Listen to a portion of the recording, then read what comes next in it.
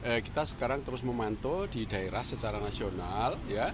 Kita sudah menugaskan masing-masing koordinator, termasuk kita mengumpulkan data-data, ya, fakta, bukti-bukti bahwa atas terjadinya kecurangan. Nah, setelah itu kemudian kita akan aktif menyampaikan itu kepada aparat tentu yang berwajib, dan manakala itu tidak lanjuti, baru nanti kita akan bertemu kembali langkah apa nanti yang akan kita ambil.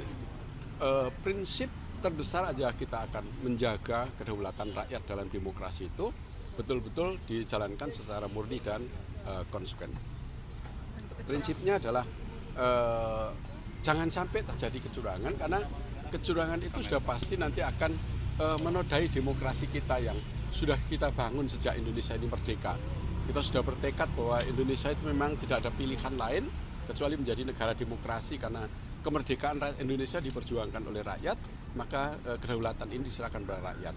Dan negara demokrasi ini rakyatlah yang menentukan masa depan rakyat melalui keterwakilan di mana senjata yang dia miliki setiap 5 tahun sekali yang digunakan. Ini adalah senjata yang sangat berharga bagi rakyat.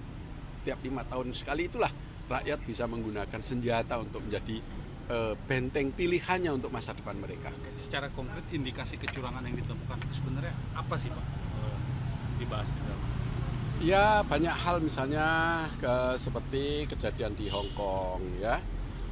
Kejadian di Hong Kong itu juga ada indikasi di mana tidak memberikan hak kedaulatan terhadap rakyat yang utuh, ya, karena dengan alasan pindah-pindahnya tempat. Nah, kemudian setelah jamnya habis, kemudian ada sekitar 70.000 warga negara Indonesia, ya, tidak bisa mendapatkan menyalurkan hak pilihnya atas hak kedaulatannya, misalnya seperti itu. Kemudian di tempat-tempat lain yang intervensi dari aparat yang sekarang kita sedang memobilisasi, mengumpulkan fakta dan data itu, ya nanti terus akan kita kumpulkan menjadi sebuah data yang otentik bagi kita semua untuk melangkah pada tindakan-tindakan hukum. Nah, tindakan hukum itu juga untuk menjaga agar nanti jangan sampai nanti rakyat itu kemudian bertindak sendiri karena hukum itu tidak ditegakkan oleh yang berwajib atau aparatur pemerintah. Pak Mar, ini kan banyak mundur sebentar, izin. Adanya informasi surat suara yang tercoblos gitu kemarin. Kalau dari Pak Mar sendiri tanggapannya seperti apa? Lah, yang ini termasuk sekarang data otentiknya sedang kita kumpulkan. Ya, jangankan sampai secara masif mencapai ribuan, apakah puluhan ribu. Satu saja hak rakyat itu harus kita hormati dan kita hargai. Itulah negara demokrasi. Tapi ini masih memang laporannya Pak soal surat suara sudah tercoblos. Banyak sekali, ya, laporannya. Tapi kan kita harus kita buktikan nanti, ya, seperti apa bukti termasuk datanya dan faktanya. Toh sekarang, ya, kita sudah bisa menggunakan alat teknologi digital yang sangat canggih, dan digital ini tidak bisa dihapus, ya.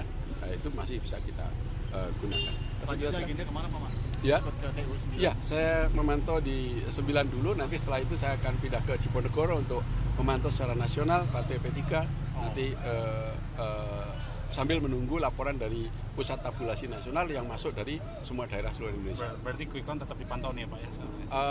Kita tidak memantau quick count yang disuarakan oleh lembaga quick count itu tidak, tetapi kita punya data, yaitu laporan di Pusat Tabulasi, di mana setiap TPS itu langsung melaporkan hasil, misalnya di TPS saya menyoblos, misalnya itu suaranya P3 berapa, suaranya Pak Ganjar berapa, misalnya. Nah, itulah yang akan kita pantau nanti.